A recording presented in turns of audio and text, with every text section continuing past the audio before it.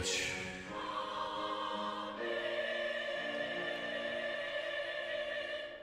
지금도 이 시간도 살아계시어 이 자리에 임재해 계시는 우리 아버지 하나님, 우리 마음속에 성령 하나님 떠나시면은 귀가에서도 복음을 들을 수가 없고 눈에서도 미래를 볼 수 없으며 입에서도 찬송할 수 없고 기도할 수 없는 정말로 벌레만도 못한 저희들임을 주님은 알고 계시오매 우리의 지은 죄와 허물을 사하여 주시고 성령 하나님께서 성도들의 심령 속에 임재하시사 말씀 속에서 하나님 만나는 소통이 있게 하여 주시옵소서. 다시 오실 예수님의 이름으로 기도하옵나이다. 아멘.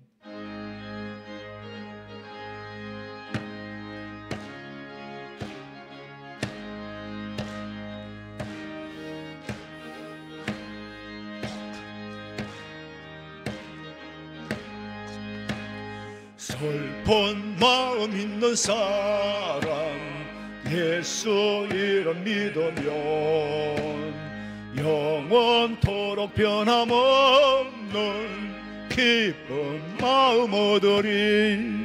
예수의 이름은 세상의 소망이요 예수의 이름은 천국의 기쁨일세. 거룩하신 주의 이름 너의 방패 삼어라. 환난 시험 당할 때에 주께 기도드려라. 예수의 이름은 세상의 소망이요 예수의 이름은 천국의 기쁨일세. 존귀하신 주의 이름 우리 기쁨 되도다. 주의 품에 안길 때에 기뻐 찬송 부르리. 예수의 이름은 세상의 소망이요 예수의 이름은 천국의 기쁨일세.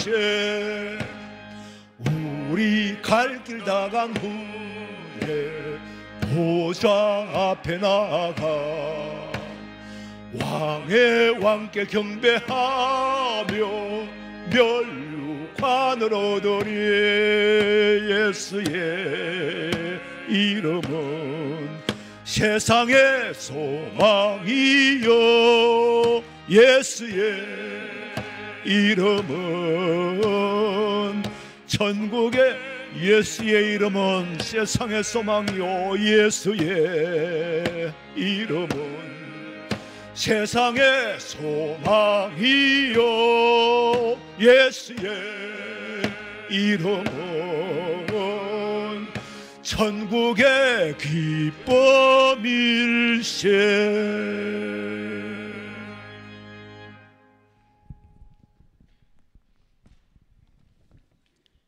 사랑이 많으시고 자비하신 주님, 오늘도 지켜주셨다가 이 자리에 건강한 모습으로 수요 예배를 드릴 수 있게 하심을 감사드립니다. 우리는 연약하고 넘어지기 쉬운 자들입니다. 많은 사람들을 정죄하고 살았음을 고백합니다. 우리 성명교회를 이곳에 세워주시고 말씀을 듣게 하시니 감사드리며 영화로부터 노년에 이르기까지 영육간에 강건하게 하옵소서. 또한 우리나라 대한민국을 바로 서게 하시며 백성들이 편안한 삶을 살게 하옵소서. 선교하시는 선교사님, 해외 나가 낯설고 때로는 어려울 많을 때도 주여 있습니다. 그때마다 주님께서 지키시고 보호하시며 믿음을 주옵소서. 우리는 작은아마 보내는 믿음 선교를 할 수 있도록 은혜 허락하옵소서. 이제 말씀을 듣습니다. 말씀에 은혜 받고 전하시는 목사님 영육간에 강건하게 하옵소서. 마리아 찬양대의 찬양을 올려드립니다.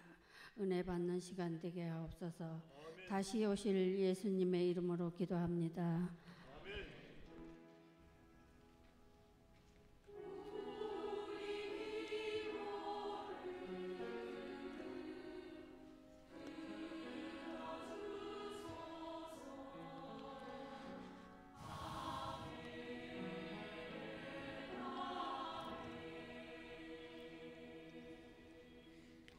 사도행전 19장 8절에서 12절 말씀까지, 사도행전 19장 8절에서 12절까지 우리 다 같이 한 목소리로 읽겠습니다. 바울이 회당에 들어가 석 달 동안 담대히 하나님 나라에 관하여 강론하며 권면하되 어떤 사람은 마음이 굳어 순종하지 않고 무리 앞에서 이 도를 비방하거늘 바울이 그들을 떠나 제자들을 따로 세우고 두란노스 원에서 날마다 강론하니라. 2해 동안 이같이 하니 아시아에 사는 자는 유대인이나 헬라인이나 다 주의 말씀을 듣더라. 하나님이 바울의 손으로 놀라운 능력을 행하게 하시니 심지어 사람들이 바울의 몸에서 손수건이나 앞치마를 가져다가 병든 사람에게 얹으면 그 병이 떠나고 악귀도 나가더라. 아멘. 마리아 찬양대에서 찬양드리겠습니다.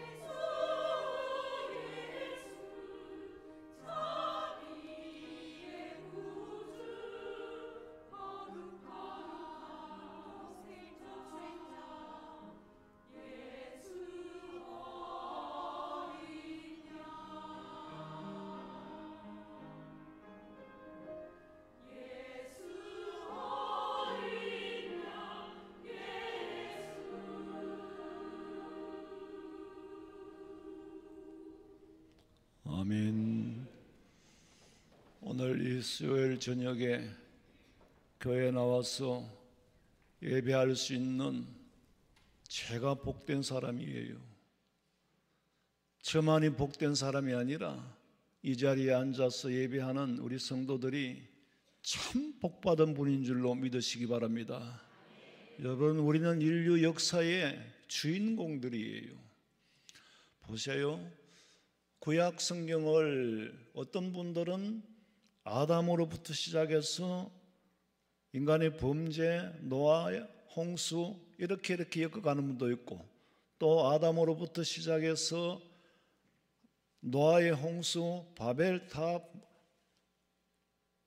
이렇게 저렇게 선지서를 엮어서 말라기까지 끝내는 분도 있고, 어쨌거나 그 긴 역사 속에 수많은 퍼즐들, 수많은 조각들을 끼워 맞추면 하나가 된다는 거예요. 누구는 이래 맞추고 누구는 저래 맞춰도 다 통합하면 하나가 되는 거예요. 그리고 범죄한 인류의 역사가 끝이 났어. 예수님을 이 땅에 보내서 범죄한 인간들의 죄를 사하여 주셨는데, 그 중에 사함받은 사람들이 저와 여러분이라는 사실이라는 거예요. 믿으시면 아멘 하시기 바랍니다. 제가 지금 무슨 전설을 전하는 것도 아니고 무슨 인간들이 깨우침 도를 전하는 것도 아니에요. 역사를 전하고 있습니다. 역사 속에 임재하시는 살아계신 하나님을 선포하고 있단 말이에요. 사람이 죽음의 문제를 해결하고 나면은 얼마나 몸이 가벼워요. 안 죽으려고 버티니까 버티는 만큼 고통이에요. 이걸 꺾으려면 꺾으면 되는데, 이거 안으로 생긴 거는 안으로 꺾으면 아무 상관없어요. 이게 안 꺾이려니까 이제 고통스러운 거지. 죽음의 문제를 해결을 못하니까, 저는 옛날에 그 톨스토이 작품들을 읽으면서 많은 생각을 했어요. 어쩌면 그 인간이 하는 질문이 성경에 다 있다는 거, 그런 질문을 받았기 때문에 성경에서 저는 답을 얻으려고 했어요. 인간 삶 속에는요, 과학이 죽음의 문제를 해결 못해요. 철학이 못해요. 돈이 못해요. 경제가, 정치, 권력이 죽음의 문제를 해결 못해요. 그럼에도 불구하고 죽음과 싸우는 거예요. 안 죽으려고 죽도록 싸우다 보니까 죽게 생겼어. 우리는 죽음이라는 건 다리 하나 건너가지고 천당 가는 길이잖아요. 그 죽음의 문제를 해결해 놓고 사는 사람이에요. 그래서 복받은 분들이라는 거예요. 죽도록 죽음 문제를 연구하고, 노후 준비 암만 해봤자 몇 년 살 것 같아. 죽음을 내가 억지로 받아들이는 게 아니에요. 죽음은 기다리는 거예요. 예? 할 일 다 했으면은, 요단강 하나만 건너면은, 여러분 수술해 보셨죠? 마취가 들어갑니다. 마취가 안 되는 것 같은데 어느 순간에 마취가 됐어. 깨보니 수술이 다 끝났어. 마취가 돼서 잠들어서 깨보니 어디예요? 천국이에요. 할렐루야. 그런 시민들이라 이 말이에요. 무리들과 섞여서 살지만은 섞인 같은 무리가 아니에요. 구별된, 성별된 사람이다. 그 역사를, 예수님의 이 땅에 오신 역사, 그 가운데 교회가 세워진, 이전에는 장막에서 제사를 드렸잖아요. 성소에서 제사를 드렸잖아요. 그 인류 역사의 전반부예요. 후반부에 예수님이 오셔서 AD가 끝나고 주후, 비포가 끝났지 AD가 끝난 게 아니고 새로 시작된 초대 교회의 역사를 지금 공부하고, 초대 교회에 일어났던 성령의 역사를 우리가 지금 체험하려고 하는 거 아니에요. 바울은 에베소에서 복음을 전할 때 살아계신 하나님께서 어떻게 이렇게 희한한 능력을 행하시는지, 희한한 능력을 행하시는 거, 그 1학년들은 그림을 많이 봐야 되거든요. 초대교회는 기사와 표적을 많이 보여주셨어요. 그래야만이 예수님께서 메시아라는 사실을 알게 되고, 성령이 이 자리에 오순절 마가 요한 다락방에 임했다는 사실을 선포하기 위해서 놀라운 성령의 역사가 어떻게 나타났느냐? 그림으로 나타난 거예요. 그 그림이 뭐냐? 기사와 표적, 병든 사람이 나았고, 바울의 손수건만 갖다 얹어도 병이 나았고, 이러니까 그는 믿도록 하기 위해서 주시는 애고편이라는 거예요. 바울은 아덴에서 철학적으로 하다가 성공을 이루지 못하고 정말 기가 죽어서 고린도에 가서까지도 길을 못 핀 거예요. 아주 연약해져 있어. 그래서 내가 고린도서 2장에 보면은 내가 그때 심히 떨었노라. 여러분, 말씀을 전하는데 아무런 역사가 나타나지 않고, 만약에 개그맨이 막 웃겼는데도 아무도 웃지 않으면은 등줄기에 땀이 솔 흐르고 얼마나 떨겠어요. 바울이 말씀을 전했는데 아무도 안 듣는 거예요. 듣고도 아무도 믿지를 않아. 성령의 역사를 의지하지 않고 자기 지식을 의지했기 때문에 성령의 역사가 안 나타나니까 아무런 변화를 주지 못하는 거예요. 그럴 때 얼마나 떨었겠어요.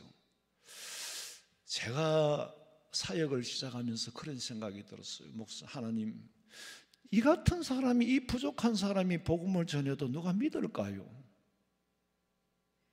여러분, 사업하는 사람이 시작할 때 어떤 마음을 하겠어요? 과연 내가 이 장사를 해도 손님이 올까? 아마 그런 생각을 할 거예요. 목회자는 하나님, 제가 복음을 전해도 누가 믿을까요? 하긴 내가 믿게 하는 건 아닌데도 성령께서 믿게 하시지 인간이 어떻게 믿게 합니까? 그렇지만은 두렵고 떨린단 말이에요. 제가 복음을 전해도 믿는 사람이 생길까요? 제가 복음을 전하는데도 기사와 표적이 나타날까요? 제가 손을 얹어 기도하면 귀신이 떠나갈까요? 목사 안수 받고는 짐이 훨씬 더 무겁더라고. 목사님이 기도했는데 귀신이 네 같은 거야, 그런 소리 들었거든요. 너 정도야 이러더라고. 담임 목사를 데리고 와봐라, 내가 겁내는가. 부목사 네 정도야 이러더라고. 근데 귀신을 못 쫓아내면 정말 그야말로 아마 등줄기에 땀이 흐르고 강단에 설 의욕도 용기도 아무것도 안 생길 거예요. 근데 사탄하고 싸우니까 힘이 생기는 거예요. 싸우니까 힘이 더 생기더라고. 싸워보니까 사탄의 속성을 알아요. 그런데요, 요새는 사탄이 옛날처럼 마귀가 그리 역사하지 않아요. 요새는 조용히 사람의 마음을 깔아먹어요.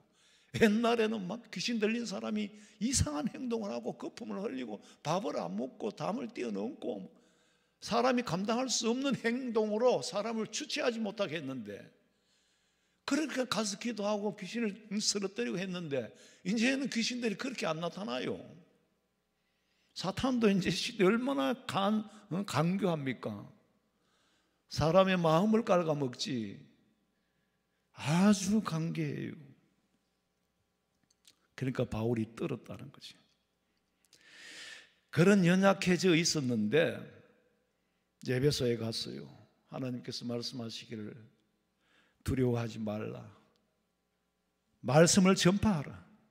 이 성에도 구원받을 사람이 많다. 바울에게 이 용기를 성령이 주실 때에 그 성령 받고 용기를 얻어서 1년 반 동안 있으면서 고린도 교회를 세우고 이제 에베소로 가는 거예요. 바울은요, 교회의 역사에, 한국 교회가 아니고 이 인류 역사의 교회에, 초대 교회에 굉장히 중요한 일을 한 사람입니다. 그 많은 기사와 표적들을, 복음을 전하는 사람이에요. 교회를 세운 사람이에요.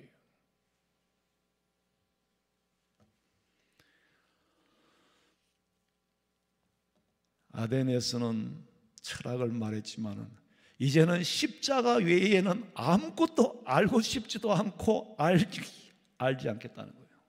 오직 복음만 전하겠다는 거예요. 내가 가지고 있는 지식, 철학, 율법, 이걸 가지고 하면 되는 줄로 알았는데 그걸 가지고 해서 완전히 실패하고는 이제는 오직 예수님만 알고 예수님 복음만 전하겠다고, 예수님 복음만 들고도 용기가 나는 거예요. 그전에는 자기 지식을 가지고 용기를 냈는데 그게 아니에요. 이제 에베소에서 전도하는 바울의 모습을 보여주는데, 첫째는 담대하게 하나님의 말씀을 전했어요. 복음만 들고 전하니까 담대해지는 거예요. 용기가 나는 거예요. 거기서 변화가 일어나는 거예요. 여러분, 우리에게 제일 필요한 건 용기예요. 근데 용기가 어디로부터 옵니까? 믿음의 사람은요, 용기가 물질로부터 얻은 용기는 쓸데없는 용기예요. 지식으로부터 얻은 용기도 쓸데없는 용기요. 그건 교만이에요. 인간의 의지에서 나오는 용기, 베드로같이 무너져요. 목사가 만약에 부잣집 아들로 태어나가지고 아버지한테서 물려받은 유산이 엄청나게 많다면은 목회하기는 어려울 거예요. 인간은 인간인지라. 믿음으로 용기를 얻어야 되는데, 믿음으로 기도하고 어려움을 헤쳐나가야 되는데, 그보다는 아버지가 주는 돈의 용기가 더 힘이 세다. 돈의 용기가 먼저 보인단 말이에요. 그러면은요, 그런 돈은 있는 대로 다 쏟아부어도 주의 역사는 나타나지 않고 복음의 능력도 나타나지 않습니다. 지금 바울이 얻은 용기는 그런 용기가 아니에요. 성경이 말하는 담력이라고 하는 것은 자기를 의지하는 마음이 아니에요. 인간이 담력이라고 한다면은 서대반을 돌로 쳐 죽이는 일에 앞장섰던 그런 바울이 뭐 때문에 나약해졌겠습니까? 아니, 바울을 돌로 쳐 죽이는 일에 앞장서는 그런 담력이 있었던 사람이 어떻게 나약해질 수 있냐고. 그거는요, 인간이 주는 만용이에요. 쓸데없는 용기예요. 사람들이 보면 무지한 사람들은요, 만용을 부립니다. 하나님 주시는 영역을 가지고 하나님 주시는 은혜 안에서 살아야 되는데, 인간이 가지고 있는 지식이나 힘이나 돈이나 건강이나 자기 환경을 의지하고 용기를 얻는, 그거는요, 하나님이 거두어 가시면 하루아침이에요. 사람을 의지하거나 물질을 의지하거나 그런 사람은 세상을 향하여서는 담대한 일을 해요. 남을 비난하는 일에 담대하고, 나쁜 일을 하는 데는 담대하고. 그런데 기도하라고 하면 개미소리보다 못해. 개미소리보다 안 나와. 하나님 앞에서 담대하게 기도하고 거침없이 하나님 앞에 기도할 수 있어야 되는데, 거침없이 찬양할 수 있어야 되는데, 찬양하는 데는 힘이 다 빠져버려. 1절도 못 불러. 기도하라고 하면 개미소리보다 안 나와. 그거는 예수 믿는 사람이 아니거든. 특별히 복음 전하는 사람은 오직 십자가의 도를 의지하고 능력을 믿고 거기서 용기를 얻어야만이 복음을 전할 수 있어요. 성경이 말하는 담력은 성령 하나님이 주시는 담대합니다. 여러분, 하나님이 주시는 담대함은 늙은 사람이나 젊은 사람이나 똑같이 주십니다. 여러분 보신 바와 같이 베드로는 예수님 재판받는 모습을 보고 도망갔던 사람이잖아요. 그런데 성령 받은 다음에는 담대한 사람이 됐어요. 그래서 복음을 전했어요. 그랬더니 사람들이 하는 말이 저 사람이 술 취했나 보다 비아냥거렸잖아요. 비겁하게 도망갔던 사람이고, 갈릴리 바다에서 고기 잡던 어부고, 예수님의 제자라고 따라다니더니 예수님 배반하고 도망갔던 사람이에요. 그런 사람이 나가서 담대하게 복음을 전하니까 아무래도 저 사람은 술 취했는가 보다. 쇠로 나온 술에 취한가 보다. 우리가 먹던 술은 저런 현상이 안 나타나는데 쇠로 나온 술, 이상한 술이 있는가 보다. 그렇게 비아냥거렸단 말이에요. 성령 받은 사람은 다른 부분에는 다 연약해 보이지만은 복음을 전하며 주님의 일을 하는 데는 강하고 담대할 수 있어요. 성령 받지 못한 사람은 정작 강해야 될 부분에는 연약하고 담대해야 될 부분에는 나약하고 힘을 못 쓰는 거예요. 인간적인 일에는, 혈기 부리는 일에는 담대한데 선한 영향력을 미치는 데는 담대하지 못해.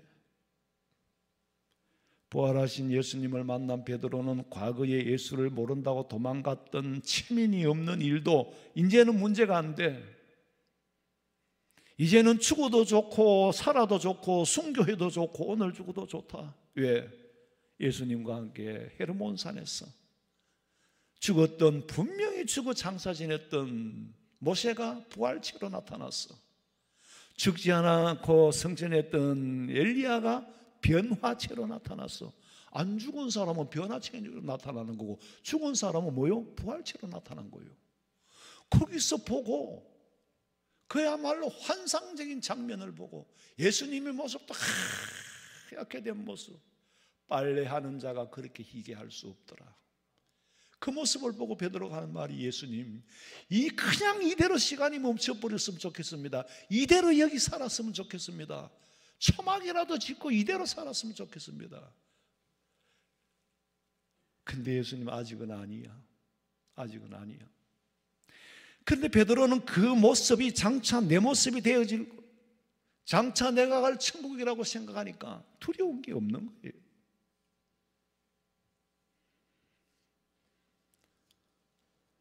베드로는 죽음 전후의 부활을 보았고, 모세의 부활을 보았고, 죽지 않고 성천했던 엘리야의 변화체를 봤단 말이에요. 확실한 미래를 보게 되었다. 저는 저 높은 곳을 향하여 날마다 나아갑니다. 찬송을 부르면 너무 환상적이에요. 그곳은 빛과 사랑이 언제나 넘치옵니다. 그냥 내 혼자 그냥 붕 떠서 그냥, 예? 그러니까 그런 걸 체험한 베드로가 뭐가 두렵겠어요? 그 유명한 요한 웨슬레는 감리교 창시자죠. 요한 웨슬레가 하는 말이, 하나님께서 내게 맡긴 사명을 다하기까지는 나는 절대로 안 죽는다.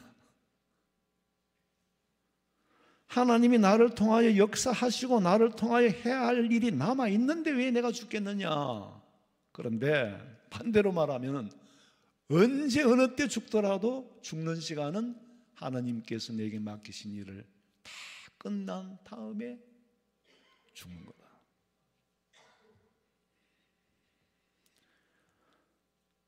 바울은 담대하게 성령 충만해서 복음을 전했고 하나님의 나라를 전파했습니다. 여러분, 복음의 주제는 하나님의 나라로 이제 바뀌는 거예요. 예수님이 이 땅에 오신 거에서 하나님의 나라로 바뀌니 회개하라 천국이 가까웠느니라. 복음을 전한다는 것은 하나님의 나라를 확장시키고, 복음을 전한다는 것은 예수님이 우리를 통치하시고 예수님이 내 삶을 통치하시고 Thy kingdom come, 주님이 왕으로 오는 나라가 다가온다. 주님의 통치가 다가온다. 바실레이아 투 데우라는 말로 하나님의 통치. 아이고, 나는 참 이 세상에서 이런, 그래요. 이 대통령이 다스리는 나라에서는 다스림 받기가 싫어. 이건 내 개인적인 소신이고. 여러분, 전도하는 거, 봉사하는 거, 교회를 섬기는 거, 이게 뭐요? 하나님의 나라를 건설하는 거고 하나님의 나라를 확장시키는 거고, 이 일을 우리에게 맡겨줬단 말이에요. 왜? 니들이 열심히 하면 내가 너한테 뭐 주려고? 생명의 면류관 주려고, 의의 면류관 주려고, 우리한테 면류관 주려고 일 시키는 거예요. 공짜로 시키는 게 아니에요. 그리고 사실은 우리가 지금 종말을 선포하고 있잖아요. 다시 오실 예수님을 선포하는 거예요. 지난주에 말씀드렸죠. 제가 철학 때 말씀드렸나? 전도라는 건 뭐라고요? 상대를 죄인 만드는 게 전도요. 당신 죄인입니다 하야, 그 죄 가지고는 천당 못 갑니다. 상대를 죄인 만드는 게 전도라니까. 죄인 만들어 놓고 살리는 게 전도라니까. 그 예수 죄인 만나면 얼마나 기분 나쁘겠어요. 한 멀쩡한 사람 보고 당신 죄인입니다, 죄 가지고 천당 못 갑니다, 예수 믿어야 천당 갑니다. 이게 뭐 울렸다가 웃겼다가, 우리가 이상한 사람들이라니까. 멀쩡한 사람, 길 가는 사람 붙들고 그걸 전도하는 거, 그거는 죄인 만드는 거라니까. 그리고 바울은 하나님의 나라에 대해서 강론했다 그래요. 강론이라는 건 좀 선포하고는 좀 다르죠. 전파하는 건 그냥 전하기만 하는 거고, 선포는 알리는 거고, 강론은 좀 더 섬세하게 설명을 하는 거예요.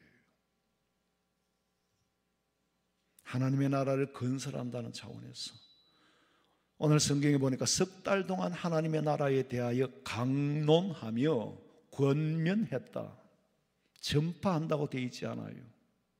강론하고 권면했다. 권면이라는 말까지 나오는 거예요. 옛날에는 믿거나 말거나 했는데 이제는 그렇지 않아. 너 이러이러하니까 믿어. 믿어야 되는 거야. 권면은요, 아무한테나 안 합니다. 사랑하는 사람한테 하는 거예요. 옛날에는 선포만 했어요. 전파만 했어요. 근데 이제 바울은 권면하기까지 믿음이 성숙하고 은혜를 체험한 사람이에요. 세례 요한은 선포했잖아요. 권면한 적은 없어요. 회개를 촉구하고 선포했잖아요. 근데 바울에 와서는 권면을 합니다. 선포만으로는 부족하다는 거죠. 옛날에는 믿거나 말거나 나하고는 상관없어. 그러나 바울은 이제는 강론하고 권면했다. 전에는 믿거나 말거나 선포했으니까 나한테 책임은 없다. 내 책임 다 했다. 이제는 권면은 마음에 감동이 일어나도록 사랑하는 마음이 없으면 못해요. 사랑하기 때문에 권면하는 거예요. 설교학에서 말하는 설교는요, 선포적인 의미도 있고 강론한다는 의미도 있고 설득한다는 의미도 있고 권면한다는 의미도 있어요. 그래서 때로는 주제 설교를 하잖아요. 때로는 강해 설교를 하잖아요. 때로는 제목 설교를 하잖아요. 그 모두가 권면하기 위해서예요. 그런데 내가 성령 체험하지 못하면 전파할 수가 없어요. 힘이 안 나와요. 인간의 소리는요, 꽹과리 소리밖에 안 돼. 성령이 가 역사해야 알아듣도록 말을 하고 감동을 시키는 거죠. 새신자들 보면은요, 어떻게 교회 나왔냐고 물으면은 지난주에 그분도 그러더라. 가슴이 뜨거워지더라고. 가슴이 두근거리고 머리가 뜨거워지더라는 거예요. 참 이상하잖아요. 그게 종말인가 봐. 제가 아까 건널목을 건너오는데 지나가면서 인사를 하는데 난 도무지 얼굴을 알 수가 없어요. 약간 어둑사리도 끼지만은 나가 모르는 사람들이 너무 많이 인사를 하는데 목사님 제예요 하는데 뭐 제가 누군지 솔직히 알아야지. 근데 그런 분들이 다른 교회에서 이사를 온 게 아니고 새로 믿는 분들이에요. 교회 몇 번 와가지고 어떻게 등록을 하면 지금 등록을 안 권하잖아요. 아래도 이렇게 등록을 쉽게 해가지고 교회 안 나오면 변두리 인물밖에 안 됩니다. 학교에 와서 출석부에 맨날 결석자 이름으로 체크가 되는 게 기분 안 좋잖아요. 체크합니까? 하더라고. 하지요. 왜 하느냐 하면은 안 오신 분들이 무슨 일이 있을까 봐 하는 거지 좋게 관리를 해야 되지 뭘 써먹으려고 하는 게 아니다. 변두리 인물 되지 마라 그랬더니 말귀를 다는 못 알아듣는데 자우한 오고 싶냐 그러니까 오고 싶대요. 계속 올 거냐 그러니까 올 거래요. 그게 사람이 할 수 있는 게 아니잖아요. 근데 참 이상한 거는 똑같은 말씀을 똑같은 자리에 앉혀놓고 해도 어떤 분은 눈물을 흘리고 감동을 받고 어떤 분은요 굉장히 산만하게 목사님 설교가 하는데 호작질을 하고 있으니까 얼마나 산만해져요 내 마음이. 예?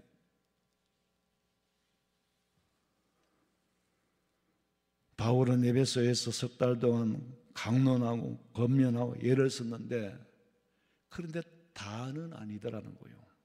그 중에 마음이 굳어서 순종치 아니한 사람도 있더라는 거죠.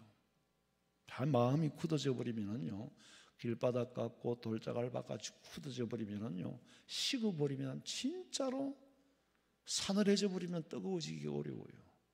차라리 새로 믿는 처음 오는 사람은 순수하니까 말씀을 그대로 다 받아들이고 가슴이 뜨거워지고 머리가 뜨거워지고 두근거리고 하는데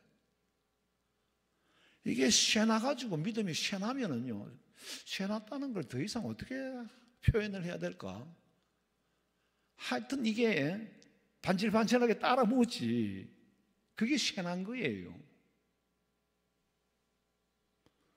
우리 어머니가 그래요. 둘째를 보고 니는 믿음이 쇠나가지고 쇠났다 그래요. 대놓고 아들한테 니는 믿음이 쇠나가지고 안 된다 그래요.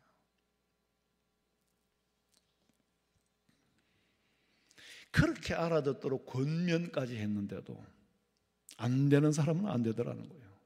근데 바울은 낙심하지 않아요. 왜?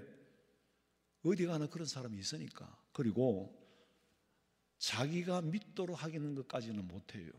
믿게 하는 것은 성령의 역사로 하는 거지 사람이 할 수 있는 건 아니거든요.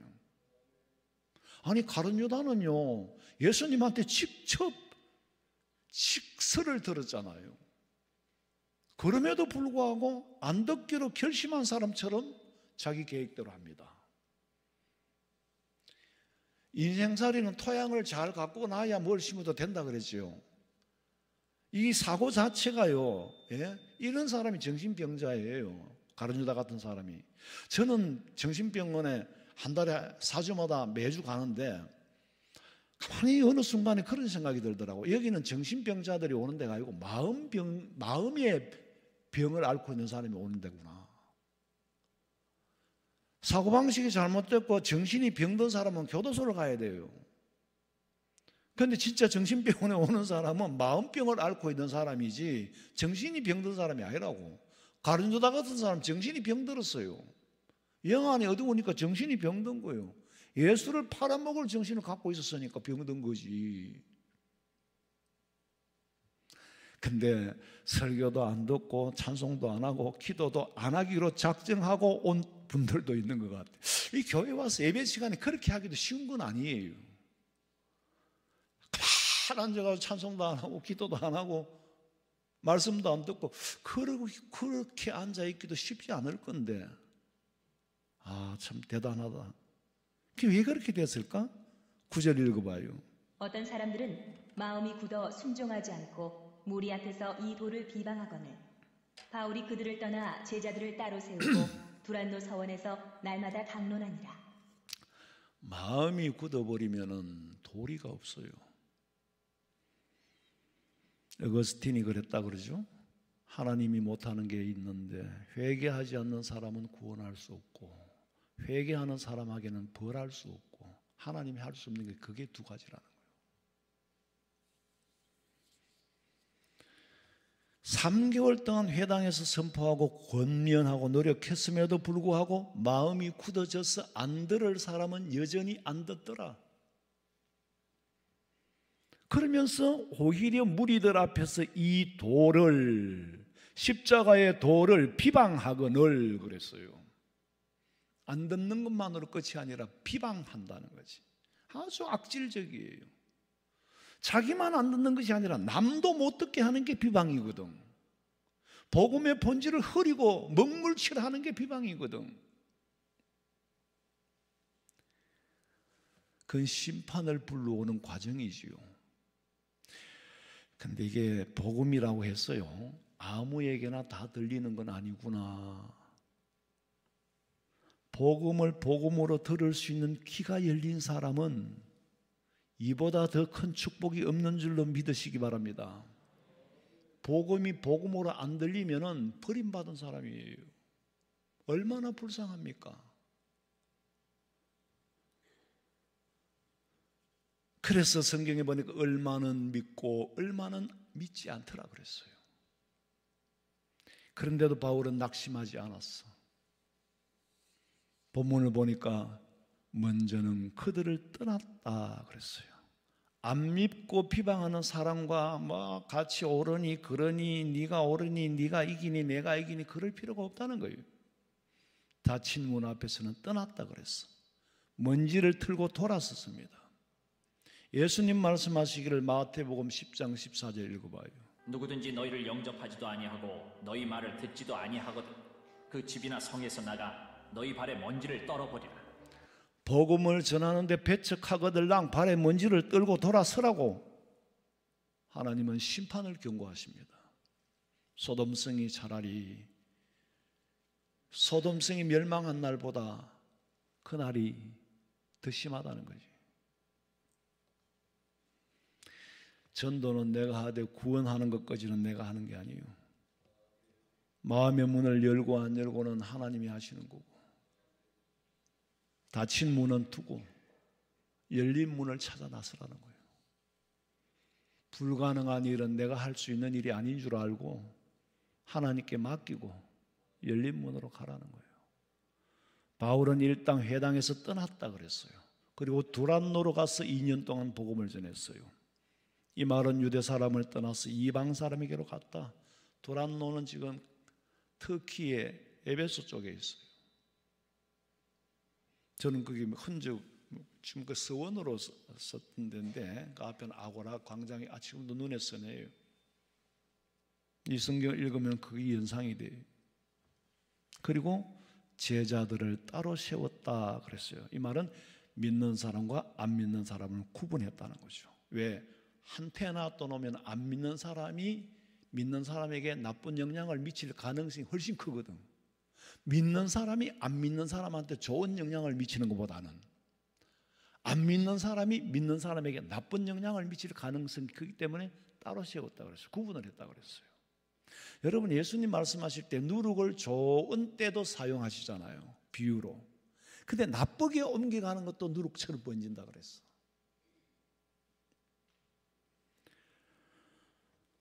함께 두면은 물드니까.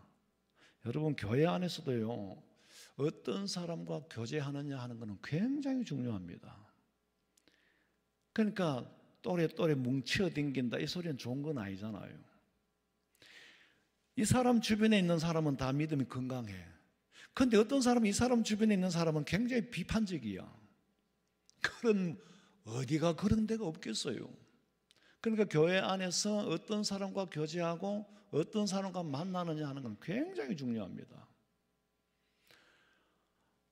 잘못 만나면은 가까워지기는 했는데 그 사람 말을 거절을 못해요. 빠져나오지를 못해요. 제가 노예에서나 어디서나 뭉쳐지지 않는 이유는 친해져 버리면 못 빠져나오거든요. 그 사람이 그런 말을 해도 못 빠져나옵니다. 노예에서 여러 가지 일들이 있었을 때도 내가 자유로울 수 있었던 것은 그 사람들과 개인적으로 친하게 안 지냈기 때문에 그래요. 친하게 지내면 그 사람 말이 옳은 말로 들려요. 친하게 지내면 그 사람과 거리를 둘 수가 없어요. 어떤 목사님은 친해지자고 그렇게 그 친해지는 게 인위적으로 됩니까? 뜻이 같아야 친해지는데.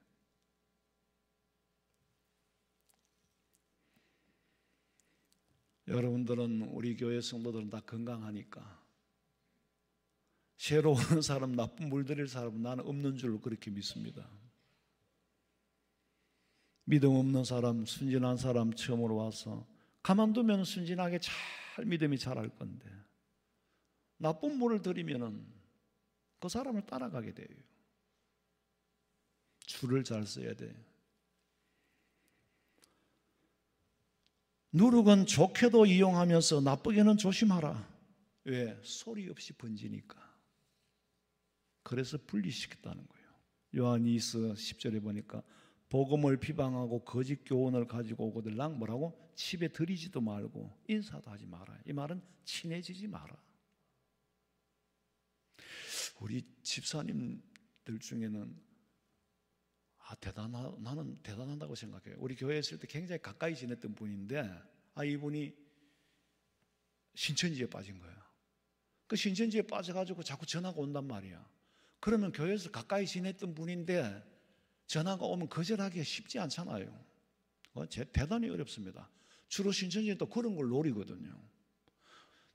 분리할 수 없는, 거절할 수 없도록 환경을 그렇게 만들어 놓고 시작합니다. 그런데도 담대히 이것만은, 신앙의 문제만은 나한테 얘기하지 마라. 단호하게 잘랐대요. 그러니까 다시 전화가 오더래요.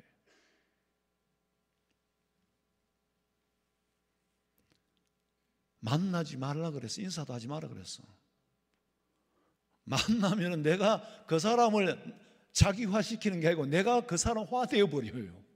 왜? 그 사람은 작정하고 온 사람이잖아요. 10절에 보니까 두 해 동안 이같이 하니 아시아에 사는 자는 유대인이나 헬라인이나 다 주의 말씀을 듣더라. 잘 들어보세요. 전하기는 누가 전하고 있어요? 바울이 복음을 전하고 있어요. 듣기는 어떻게? 주의 말씀으로 듣더라는 거예요. 바울의 말로 듣는 게 아니에요. 베레아 사람들은 신사적이라서 그 말이 나오죠. 사람의 말로 듣지 않고 하나님의 음성으로 듣는 게 신사적인 사람이에요. 성경에 보세요. 바울이 2해 동안이나 복음을 전했는데 다 주의 말씀을 듣더라.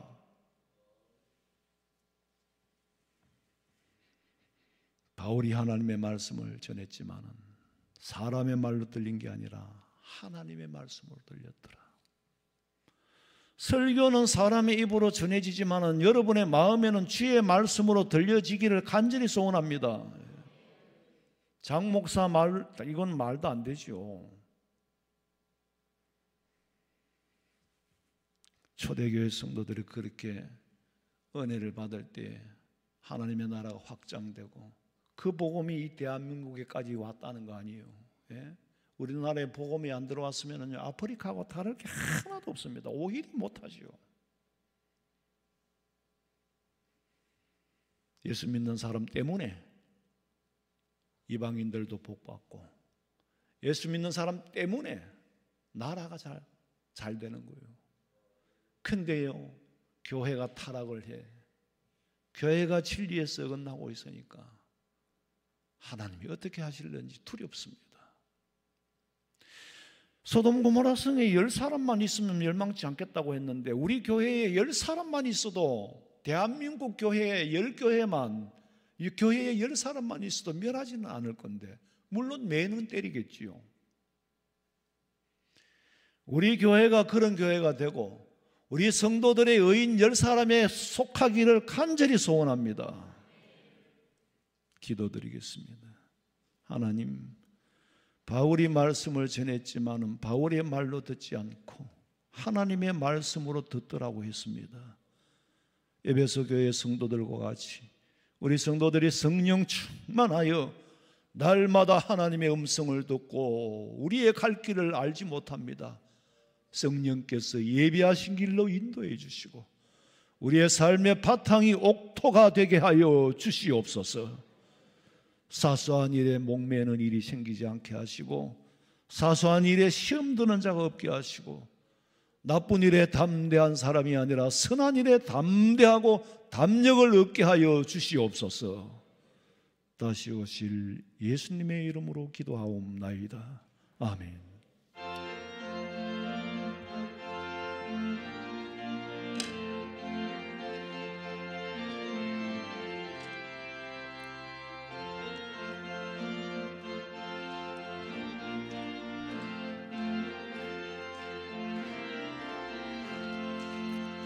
내 진정 사모하는 친구가 되시는 구주 예수님은 아름다워라. 산 밑에 백합화요 빛나는 새벽별 주님 영원할 걸 아주 없도다. 내 맘이 아플 적에 건위로 되시며 나 외로울 때 좋은 친구라. 순원저산 밑에 백합 빛나는 새벽별 이 땅 위에 비길 것이 없도다. 내 맘의 모든 염려 이 세상 고락도 주님 항상 같이 하여 주시고 위험을 당할 때에 악마의 계교를 적시 물리치사 날 지키시네. 온 세상 날 버려도 주 예수 안 버려 끝까지 나를 돌아보시니. 천원저산 밑에 백합 빛나는 새벽별 이 땅 위에 비길 것이 없도다. 내 마음을 다하여서 주님을 따르면 길이 길이 나를 사랑하리니. 불이 두렵지 않고 잠금도 겁없네. 주는 높은 산성 내 방패시라. 내 마음 이시는 건해 누리고 나 친히 주를 뵙기 원하네. 주는 저 산 밑에 백합 빛나는 새벽별 이 땅 위에 비길 곳이 없도다. 아멘. 기도드립니다. 내일 교회 김장을 하는데 지금 예배 마치고 김장 재료를 옮기는 일에 우리 남자 집사님들 좀 수고해 주셔야 되겠습니다. 자원해서 올해는 안 걸릴 거예요. 김장 재료는 우리 여자분들이 옮기기가 어려우니까 꼭 예배 후에 지금 내려가셔서 주방으로 오면 된답니다. 주방으로 가셔서 도와주시기 바랍니다. 예물 드렸습니다. 기도드리겠습니다. 하나님, 오늘도 감사하여 예물로 하나님 앞에 마음을 드립니다. 받아주시고 감사 받으시기를 원하시는 하나님, 감사할 수 있도록 범사가 감사할 수 있는 은혜를 하나님이 베풀어 주시고 허락해 주시옵소서. 예수님의 이름으로 기도하옵나이다. 아멘. 지금은 우리 주 예수 그리스도의 은혜와 하나님 우리 아버지의 그 크신 사랑과 성령의 위로하심과 교통하심이 주의 전에 나와 희한한 능력을 체험하기를 소망하는 우리 성도들의 머리 위에, 가정과 직장과 사업장 위에, 자녀들의 앞길 위에 지금으로부터 영원토록 함께 있을지어다. 아멘. 아버지,